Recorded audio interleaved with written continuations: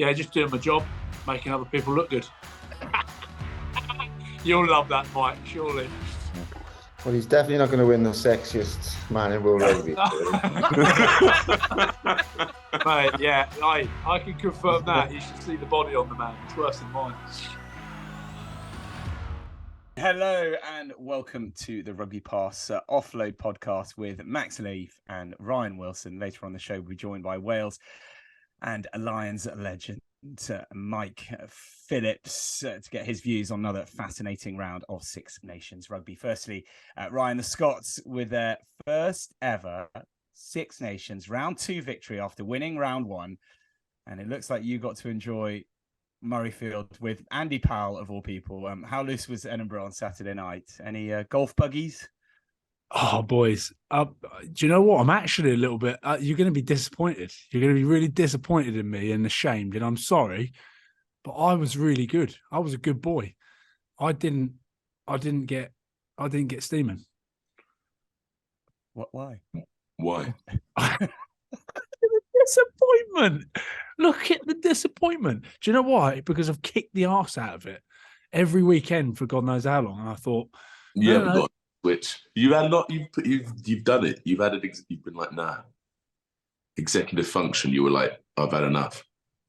Yeah, I was like, I'm going to try and do this. I'm going to try not to get absolutely upended. And then I walk into the little bit where you go and watch the game from, and there's big Howley, and we sit behind like a glass window, and you don't feel the atmosphere. So I'm like, I hate watching it from here. And he's like, I know. I was like, yeah, Howley, come with me. So I went down. Just a little wander down to one of the boxes. What you do, you open the door and you give the old, oh, sorry, wrong room. And they're like, oh, no, come in for a beer. So in I go, do you mind if I bring, and there's a bloke on an absolute legend, Alan, works for PT. And I said, do you mind if I bring my mate in? And he's like, yeah. And I open the door and there's Andy Powell. They're like, oh, fuck. He's like, hey, boys, morning, come in for a beer. He's fucking in there, belting out the anthem, but yeah, so no, I was a good boy, but what a game. What a game, boys. It was absolutely ridiculous there.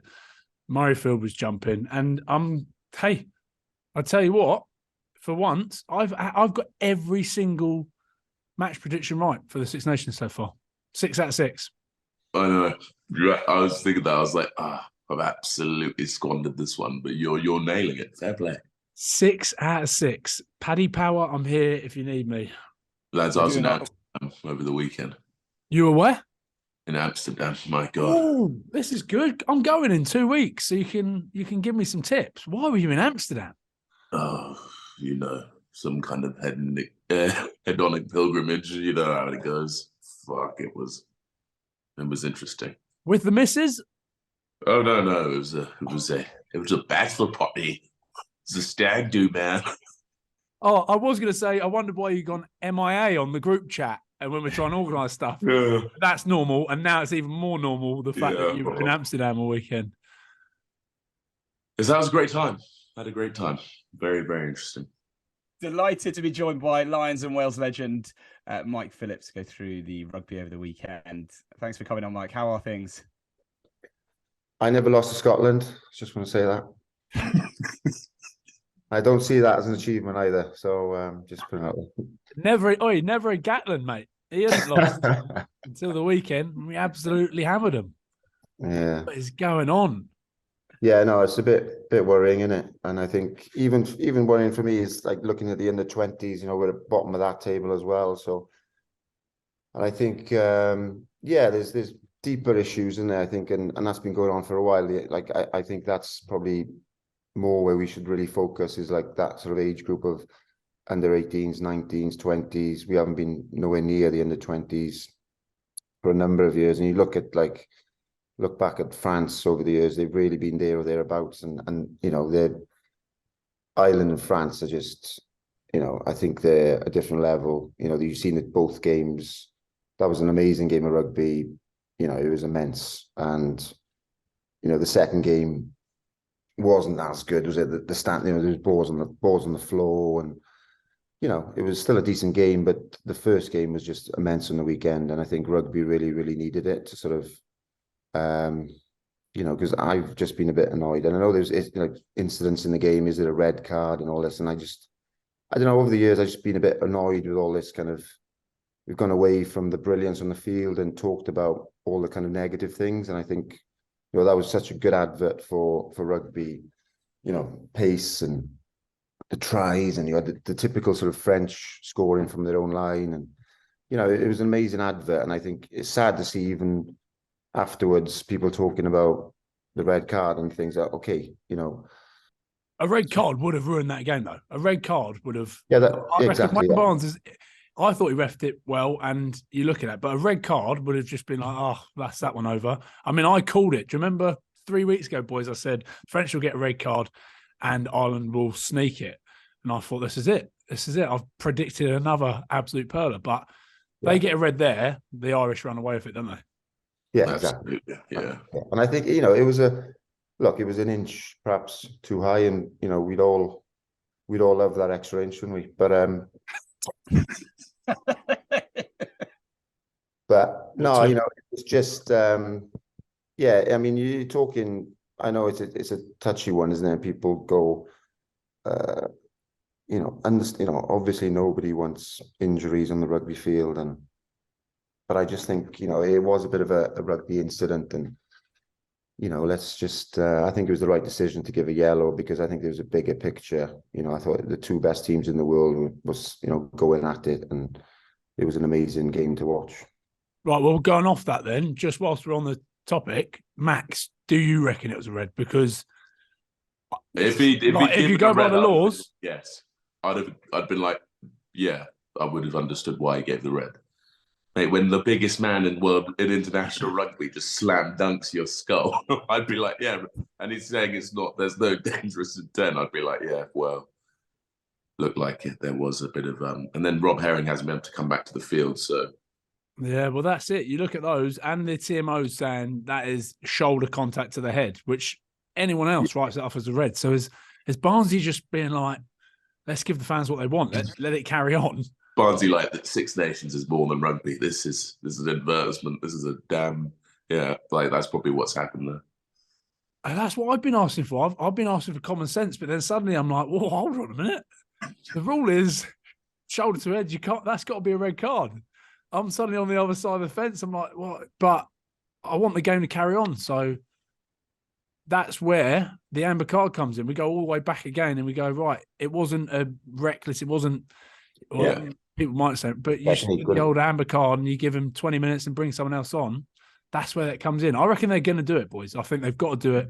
They've got to find a way to change that, because if they want to stick to the rules, because you put Wayne Barnes in he's in an awkward place now, because I feel like he's trying to make it a better game, but he's getting absolutely slagged off by everyone for not sticking to the rules.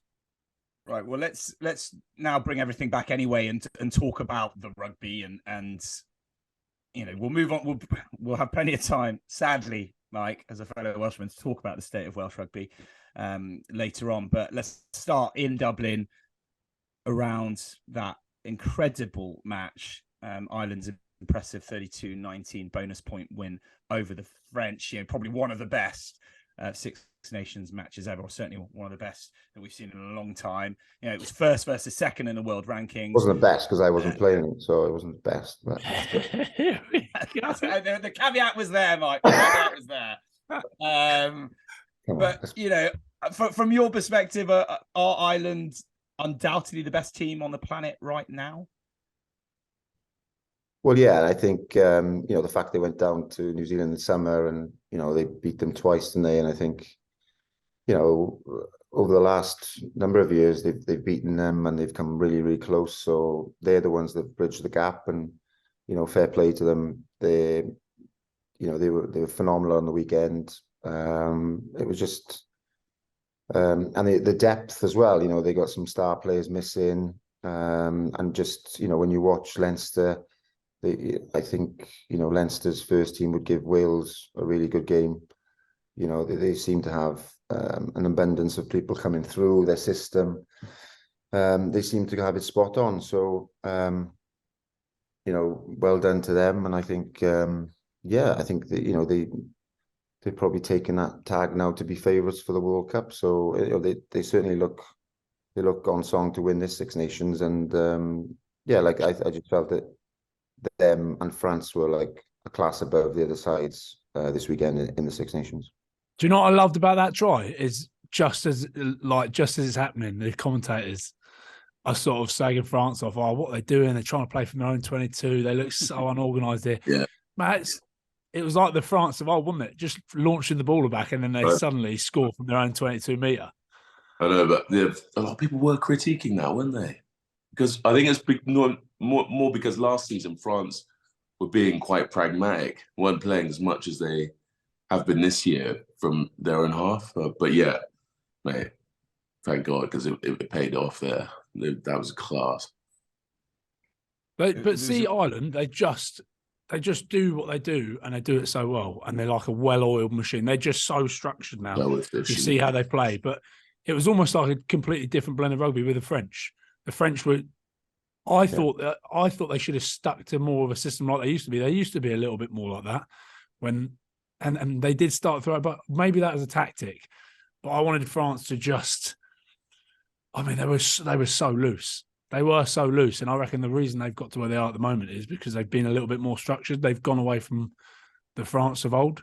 So I would have liked them to go back to that and give Ireland a run for their money. But you can't beat that Irish team at the moment. I think they're just outstanding the way they put that ball at the back. You know what's coming. You know what's coming. You're starting to see that from Scotland as well. Like the way that Scotland are playing, you're seeing the same sort of game plan, the way they put out the back. These crossfield kicks from Finn Russell that are coming through.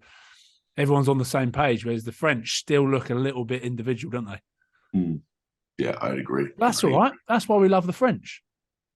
Would be nice to see, like, so Ireland have mastered that waltz of like 3 forwards off 9, 2 off 10, got another 1 forward either like edge.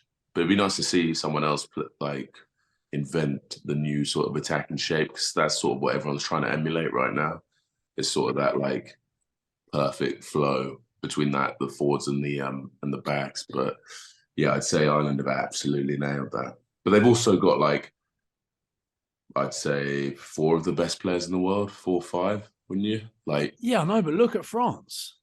Yeah, true. But I'd say, yeah, that's a good point. Yeah, they're loaded as well. Yeah, and Dupont, his defense was immense. That I was always Shaun's favourite scrum half, his favourite defensive scrum half. I think I may have lost that now, but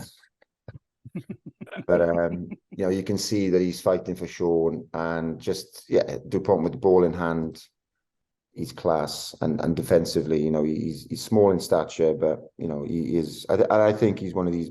He's got the potential to be one of the the best of all time, if not the greatest player of all time. I think he's certainly on that path, isn't he? I think he's phenomenal, to be fair.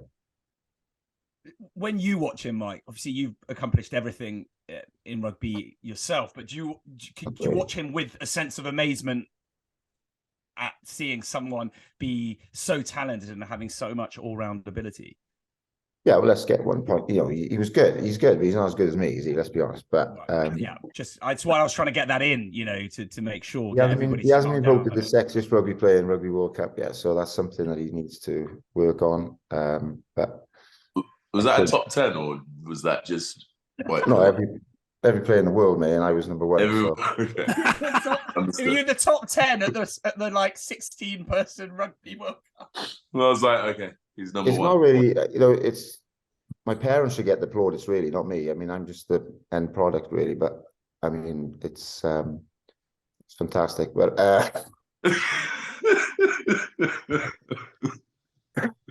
yeah, so well done to mum and dad. But yeah, no, I think he is special, and I think Shaun would love him, and he makes everything tick. I mean, who was the second choice? I mean, that could be a big talking point. Is who was the second choice scrum half? I mean, if he does go down, I mean, I haven't seen much of a. He's such a key man in that side. I mean, if he does go down before the World Cup, I mean, players will drop their heads massively, because he's such a bit like Sexton, isn't he? So he's, that's something probably France need to look at, is develop underneath him in case something does happen to him, because he is physical. He does get stuck in. and if he got injured, that's a different French team. Let's go to another controversial moment in that match. James Lowe's finish for Ireland, spectacular, dividing opinion, foot and touch. We didn't see the correct TV angle, which seemed to show that it was. What did you boys make of it? No try. It was foot and touch, wasn't it? It was a foot and touch. Yeah. 100%. And you know what they did? They barely showed the replay that actually counted. That's what everyone's moaning about. They're saying, hold on a minute, why have they not showed that other angle as much as they showed the wrong one? And without a doubt in my mind, you could see it's just because there's no flick up of grass or turf or mud or anything. It was just grazed the grass. But if it touches the grass, he's in touch. Yeah. So does that swing the game? Does that change the game? Maybe it does. Maybe the French are looking at it going, oof, we're hard done by there. But you should have had a red. So, well, Mike, let's go quickly with a controversial moment. From your perspective, you're going to remember this, the 2011, I think it was, awesome try in the corner. A lot of the Irish players all going nuts saying this, that had happened. The ball, it was a separate ball. From your perspective, yes or no? Was it controversial?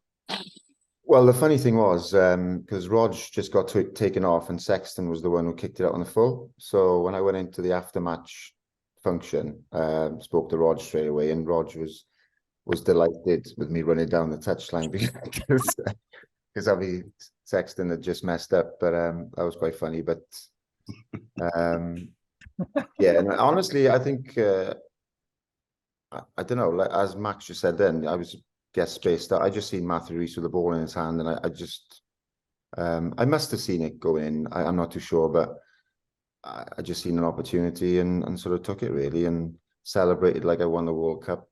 And I think maybe that sort of sold it. But yeah, it shouldn't have been a try. But things happen in rugby. You get decisions against you. It is tough. It's so many things that go on, and it's that was lucky for us. That was one of the things that went our way. But I scored on 50 minutes, and that was my 50th cap. Nobody mentions this, so that's pretty cool. How many players have done that in World Rugby? Do you know what I mean? Here we go. I think statistically, very unlikely that anyone else has done that. You could be a one-off. Yeah, right, exactly. So people need to start giving me some praise for this. But Mike, do you want us to put up maybe some, the sexiest man at the World Cup? We'll just have it sort of flowing in a graphic underneath. Only man to score on his 50th cap. Yeah. Starting to get a bit annoyed, really. Yeah. Have you done any of the old topless shoots? Would you have been in that? Was it Paris? Was it Stade Francais where they did a naked calendar? Like, you must have done a couple of them. Yeah, I did it once. Yeah. Of course I did. Woof. Woof. Look at me. Woof. Did it sell? That was fruity, yeah. Welsh beef, baby. They ask you, do you want to wear, pants, or do you want to be naked? Oh, I'll go for the pants, please. Couple pairs of socks down there. No, I did that once, but I think it was the bestseller actually. My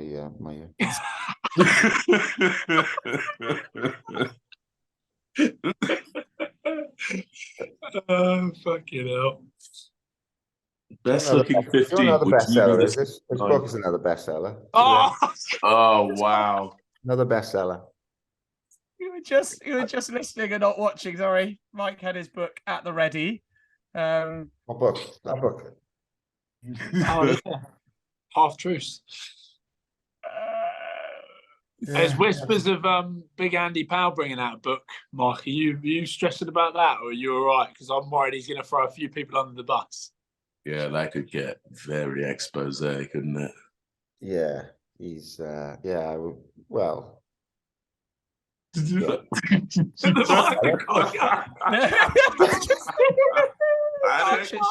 I've just heard the stuff. Yeah, he adds the stories, to say the least. Yeah, he does add things, and they're funny. I mean, Andy says the same jokes every time, doesn't he? And you just laugh. But yeah, I'm worried about his adding of things. The preemptive strike, the lies about me.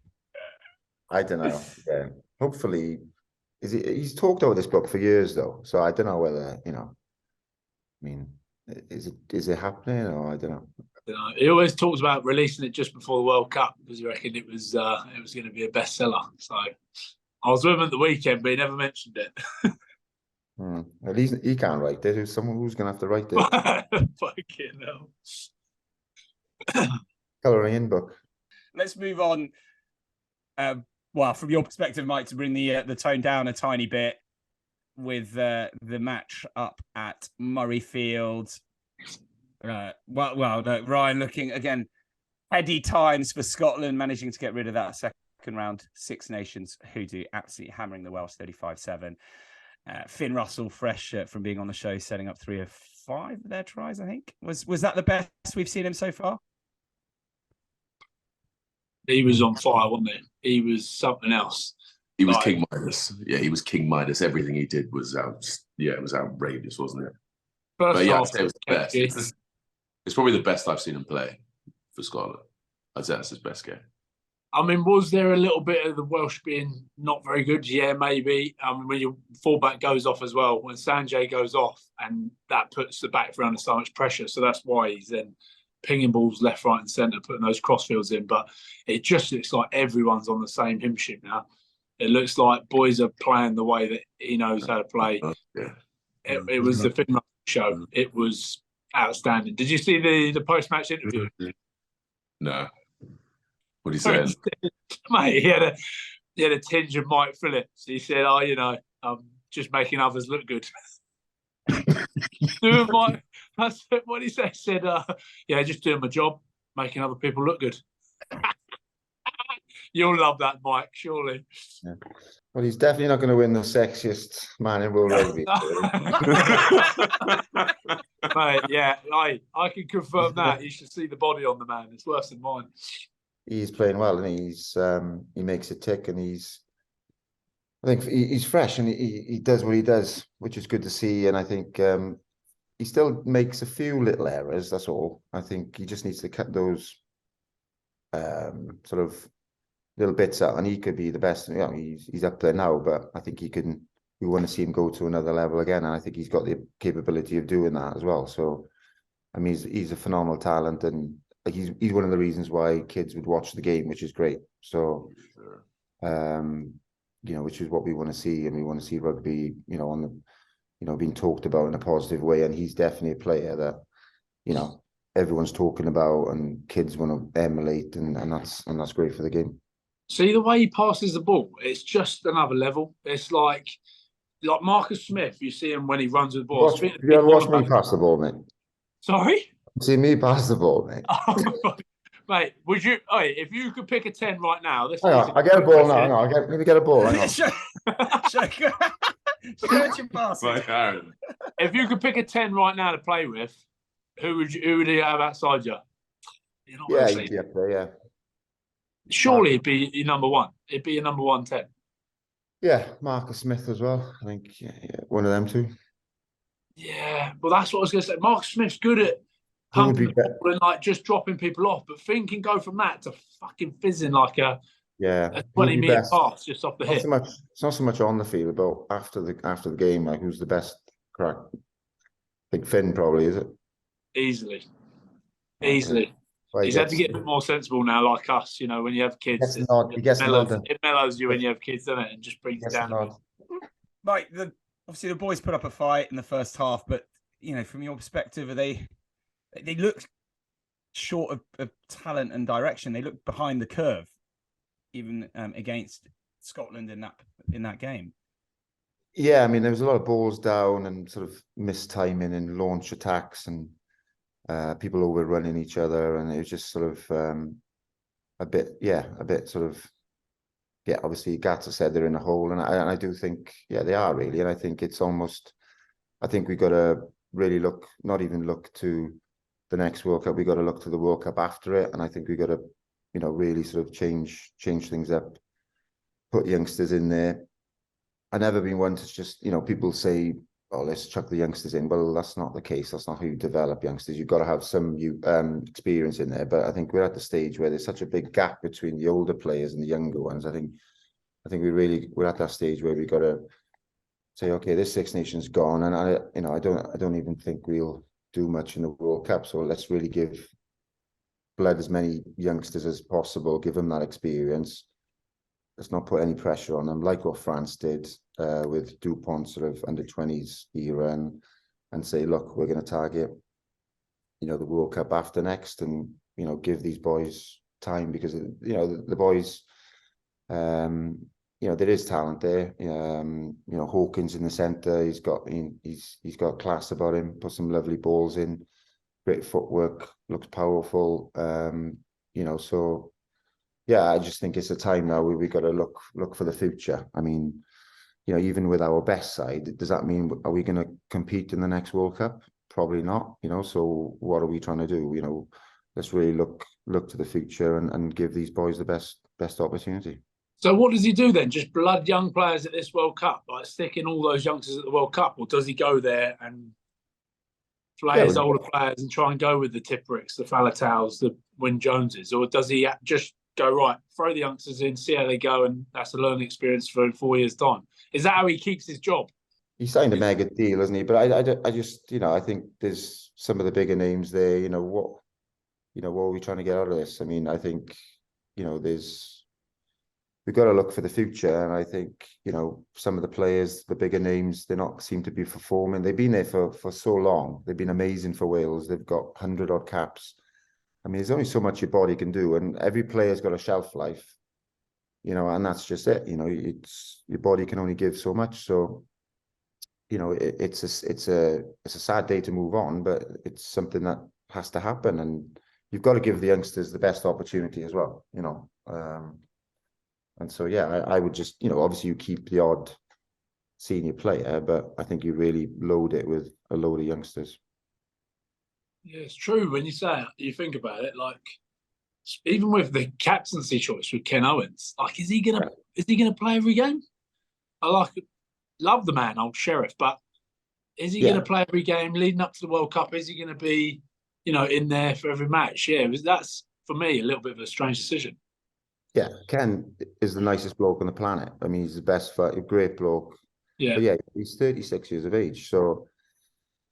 And he's been playing so well, he's been really good. And, he's from part of the world where I'm from. He's, the best bloke. But yeah, is he going to be there constantly, every training session? There's question marks over that. So yeah, he should have been given the captaincy 4 years earlier. Do you know what I mean? I don't know. It's just, it seems, as Gats put himself, I think we're in a bit of a hole. And, it's going to be a tough game now against England, and then I think it's Italy away. So it's going to be tough. Mike, I know Gats was an incredible coach for you and Wales in general, but can we rephrase that? I was a good player for him. Of course. What I meant to say is, Mike, I know that Gats was incredibly lucky to have you as a player exactly. Throughout his Wales and Lions tenure. But he's, I think, lost 12 of his last 14 matches as head coach of 3 different sides in the Chiefs, Wales and the Lions. Do you think with that squad, even he is out of his depth? You cut out a little bit there what you're saying, but yeah, he's gone down to New Zealand. He's barely won a game. Why is he taking this role? Because I think he had the perfect story as Welsh coach. He came in with a Grand Slam, he left with a Grand Slam, he had a Grand Slam in the middle.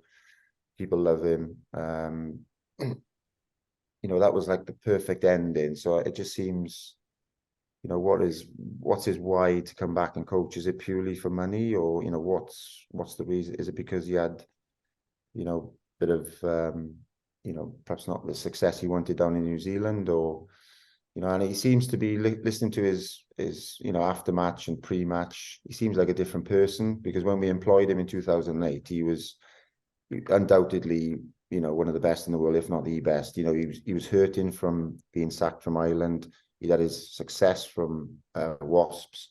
We had him at the perfect time, and he came in at the perfect time. He's obviously he's been through a lot now, and he's a different kind of guy. And I thought he'd be a lot more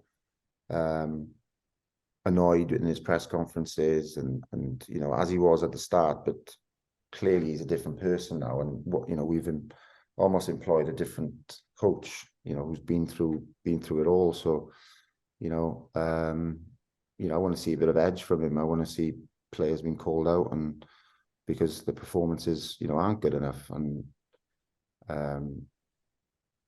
hopefully he can turn things around. But I think he needs to get back to the old nitty and gritty and sort of get a bit of bark there, really. Well, he was never afraid of culling the older generation. No. So as you found out yourself, but do you think it's time for a complete clear out of the older lads? Yeah, I think, like I said, I think so, because there's no other way to go, really. And I think like I said, your body can only give so much, and I think these older guys, they know every time they're stepping onto that field, they're making history, and we all want to play for Wales. We all want to play for our countries, but what's best for the actual jersey moving forward, really. And it's tough, but these decisions have to be made, and the next generation have to be given the best opportunity as well. There are suggestions that Shaun Edwards and Rob Howley were the real keys to Wales' success in that period that you were part of, and that Gats, like Clive Woodward, was more the face, and that actually without those coaches, he and his teams were a bit lost. What would you say to that? Gats had a lot of biscuits and coffee to go through on the side of the pitch. I mean, it's tough to, who's going to eat all those biscuits? I mean, I think to credit to Gats, though, I mean, he assembled like a team around him, and he picked the very best. So, he was very much obviously the spokesman, and fronted everything, and but beneath him we had world-class coaches in Shaun, and Rob was fantastic as well. And so it's a team effort, isn't it? And I think everyone played their part, and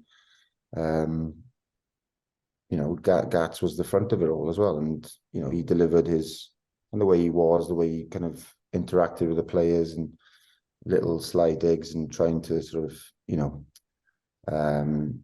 play his little mind games, and it worked well. But it's very much a team effort when you're in that environment, and everyone was, you look at Shaun was a massive part of it, not only on the field but off the field, the way he just interacted with the players, and everyone's always on edge around him. I loved him, I always got on well with him, but he was a massive part of it, and nobody ever wanted to leave him down. And I think look at the French defence, they just from the kickoff, they're flying off that line, and they're all fighting for him, which is and it's purely because of him as a bloke as well. He's just a top bloke. It's you fight for good people, and it's not so much as a player. I never really sort of listened too much about what they were trying to coach, but it was more about, is the person standing in front of me a good bloke? And that's who you want to fight for, and not let down, really. And it was we had a good team there, and Shaun was a massive part of it. Rob was obviously part of it as well, and it was a good mix and a good blend of those three coming together, really. And who was the best? I don't know. I mean, who was more important? I think it's irrelevant, really. It's when you put them all together, everyone sort of married well. Was Gatland that hands-on? Was he very hands-on, or would he sit back and let the others sort of run the show? Yeah, not really hands-on, I wouldn't say. And the bigger the contracts he had, the more he went. The more we went like that, sat back. The more coffee drunk and more biscuits he had. But I mean, I think you had a team around him. Obviously, you had your forwards coach, backs coach, everything. So yeah, but he was very much. But he, you got to give him credit, because he assembled everyone, and he got his team around him, and that's what it's about. And he came in then with his little bits of information and his little take on things, and which he did very, very well. And he pushed the buttons of players, and he did a great job. What do you make of this team at the moment, Mike? You know, is it one of the worst Wales teams that you've ever witnessed in your lifetime? That's a bit harsh. I mean, it's mad, isn't it? I mean, the year of Welsh rugby, they go down to South Africa, they beat South Africa, first time Wales have ever achieved that. I mean, it's phenomenal, and that was only last summer. But then, you know, lose to Georgia at home. Going back to last Six Nations, losing Italy at home. So, I mean, a roller coaster of a sort of a year, and it's as the boys know, any game of rugby is fine margins, and you know, I guess internationally those margins are even finer, and you know, little things can change games. But so you know, they're not going to be a million miles away. I think England come into town. I think it's probably the best team they could play now. I think they weren't really impressive in the second half against Italy, so it's probably a great time to play England and play on that sort of, you know, the history of Wales, England, and you know, try and just get a victory somehow. And I think then you've got Italy away, which a team which Wales know they can beat. Yeah, but also, Also, also could lose to. Do you know what? I see it going. I reckon Wales beat England next week, and then end up losing to Italy. I reckon it's going to be something crazy like that.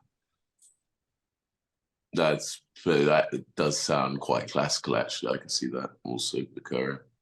Well, they could lose all the games. I mean, you know. Well, yeah. Is that your prediction, Mike? Do you think they could actually? Hang on a minute.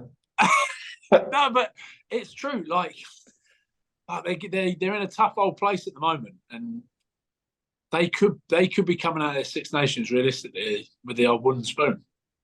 Yeah. Guys, stop hypothesizing. Would. Yeah. What do you think? You've won something then, though. Mike. You've won something. Do you reckon there's a chance of that? Wales with a wooden spoon? Yeah, there is a chance, yeah. Next week's going to be interesting, isn't it? I mean, Scotland beat France, Wales beat England. Well, hold on. Let's get into England-Italy match, because England weren't that good, Max. They were pretty shy. Oh, England-Italy, yeah, fair. Okay. Italy a very good side. I think Italy are a lot better than we're giving them credit. Ask any Welshman. Italy are outstanding. You see? England-Italy. You look at England, mate, like I said, we said it. Put Faz back at 10. They did that. Right move, but it got a bit boring, didn't it? Ollie Lawrence tearing them a new one. He was good. Yeah, he was good. They went back to the old England, sticking it in the corner. Maul went well, scored a load of Maul tries. And there you have it. That's what England were good at. So they're finding their feet with that again. I don't know. I reckon if the Welsh bar up front, I don't know. I reckon Wales-England will be a lot tighter than people think it's going to be. No, I think it could be definitely could be tight, but I think England just gonna have a little bit too much. But yeah, you're right. I still want to see Alex Mitchell start. I got that back line almost perfect, bro. That's the one I wanted. Remember, almost nailed it. I just wanted Mitchell in there. See, minute he came on, he just had something so different.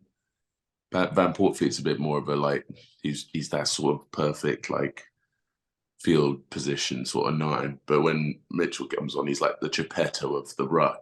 He just trying to pull bodies out. It's class. But I don't know. I thought there was some highlights. I thought Chesham's looking class. He looks like he's already had 40 caps for England.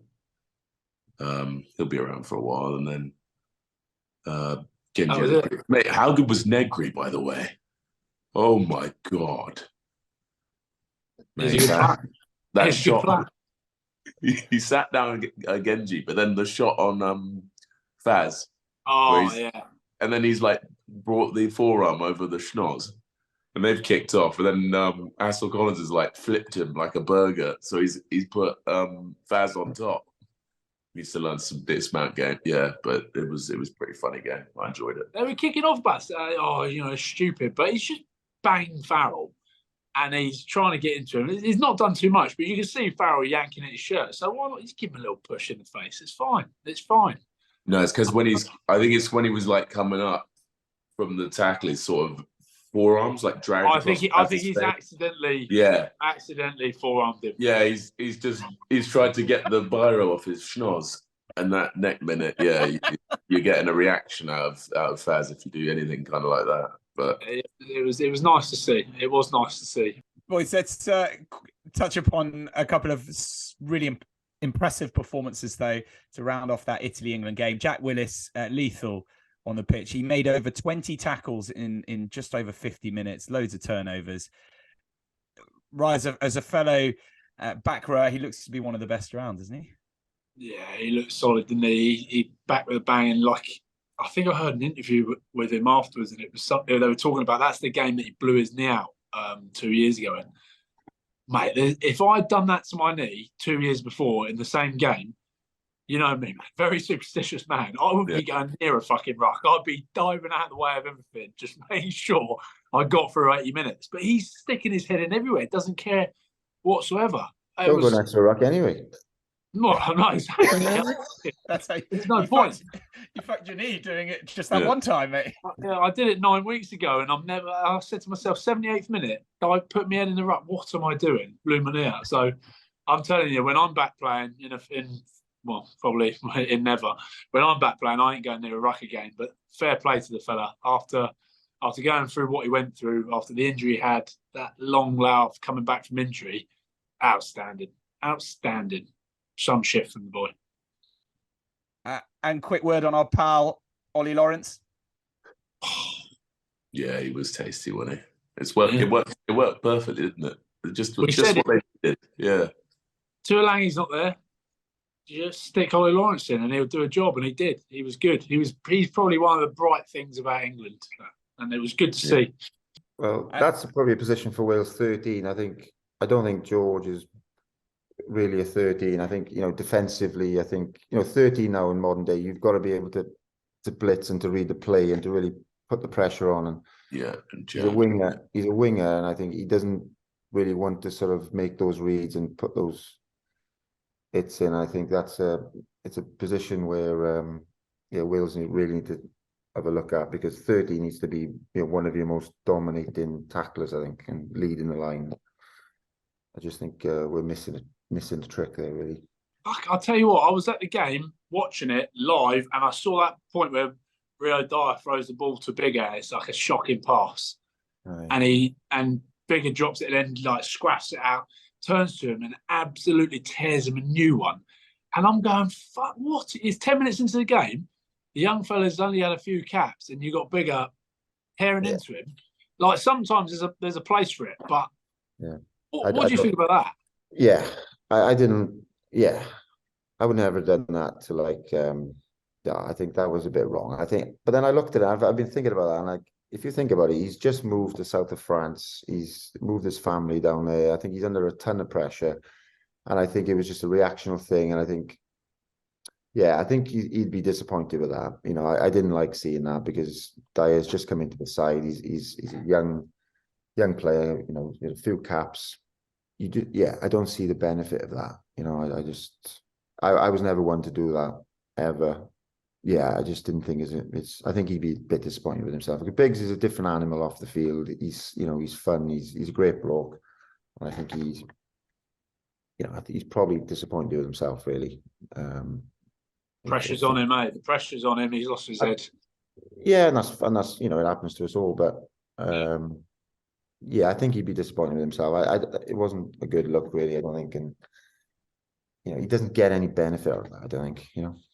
But things like that, they're big tells in games, and especially that early on. If you've got someone giving a young boy a load of shit for something small like that, I know it wasn't great, but the opposition see it and go, "Oh, here we go, we've got them already." Like, you grow a little bit off that. You see teams bickering, and that was one thing I always, when you're playing against teams, you could see. I remember the Italian teams used to fucking just argue with each other, and we'd be like, "Here they go, boys, they're off." And you know what I mean? You would wind them up a bit more for it. Scotland used to do that when I used to play against them. Who? Scotland. Fucking dickhead. Yeah. But do you know what I mean? They could. You almost smell blood in the water when that stuff happens. And no, you're right. yeah, it's not a good look. And sadly, that is all the time we've got left for this week. Huge thank you to Mike for coming on and giving us his thoughts on the state of Welsh rugby and the Six Nations as a whole. And as always, thank you to Ryan and to Max and to all of you for listening and watching. And we will see you all next week.